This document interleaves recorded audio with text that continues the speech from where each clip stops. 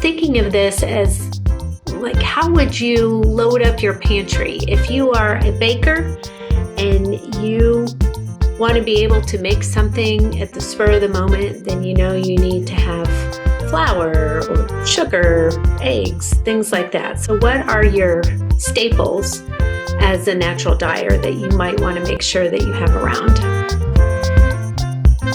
Hey, it's Michelle. This is the second part of a two-part series where I was cleaning out a dye space and going through all of the things that I had to talk about what was needed and maybe what you could do without. When I made the video initially, it was so long that it was just too much to do in one setting. So I split it into two. You may have seen this video, which is about the dye space and the setup. This week, I'm going to be talking about the mordants and the dye materials that I keep in that little space down in Florida. As I was editing this, I realized that there were a few things that I didn't really talk about very much as I was putting things away. So I'm going to be popping back in occasionally to fill in some of the gaps. Aluminum acetate.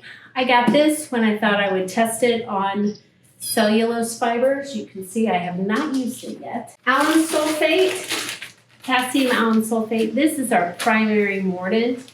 Use this all the time. Simplicose.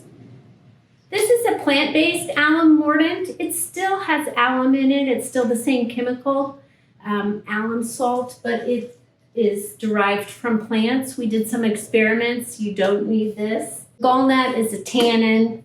We don't really use this very much. If we were going to do more plant-based dyeing, we would use this all the time. Oh, I ground up some oak gall. I was doing some experiments on different kinds of gall nuts. So I'll put that with the gall nuts. Cream of tartar. This you can put in with your pre-mordant, your alum, to kind of soften the feel of the wool, I guess.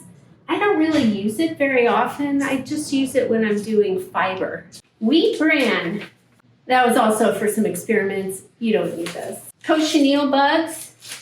Definitely you're going to want cochineal bugs, but they probably should be with my dye materials in the other closet.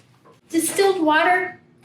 Depends on the water you have. I think I had it out here to do some tests to see if distilled water would react differently than our tap water.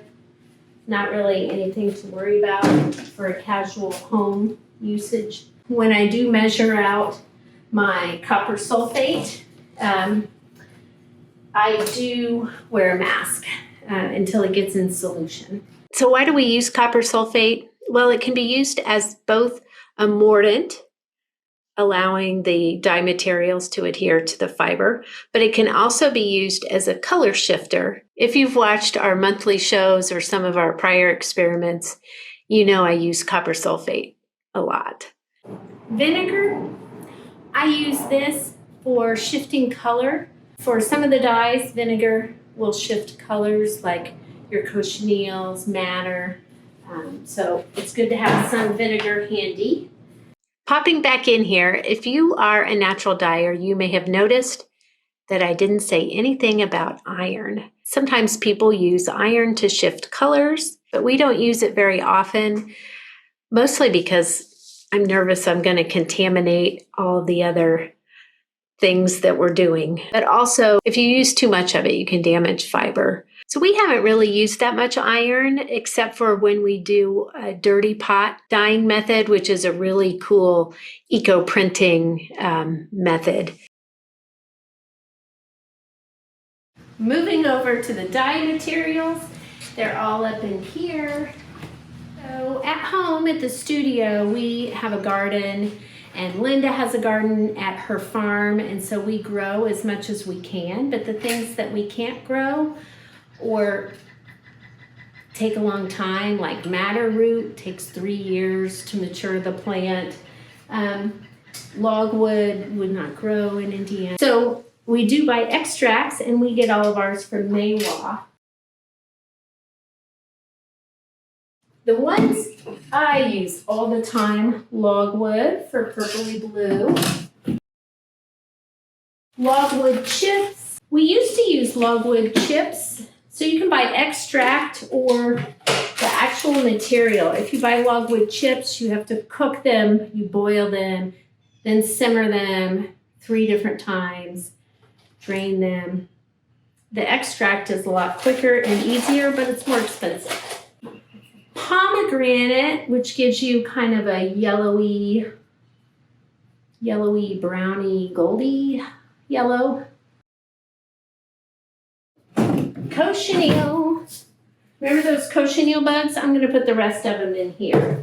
So I got them all in one place. This is going to have some powder. I'm going to put my little mask on. Okay.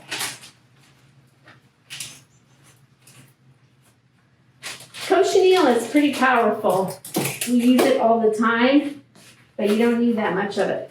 If you were going to invest in dye extracts, so if you're just getting started, I would get one of those little dye kits that Maywa sells, or I think the Woolery. There are places that you can get little dye kits that will come with different dye materials so you can see the colors they make. But all the time I use logwood, pomegranate, madder, kutch, weld, cochineal, fustic.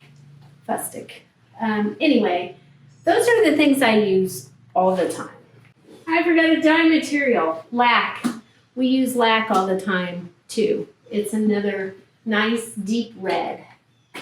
Onion skins, I love the yellow you get with dried onion skins.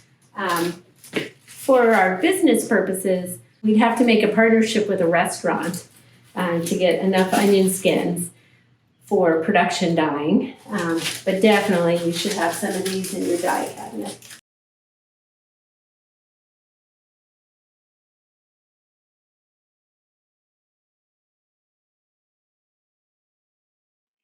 Thanks for joining me on my spring cleaning of a natural dye space. I hope that my discussion of the materials that we use and kind of the key ones we think are important has been helpful for you.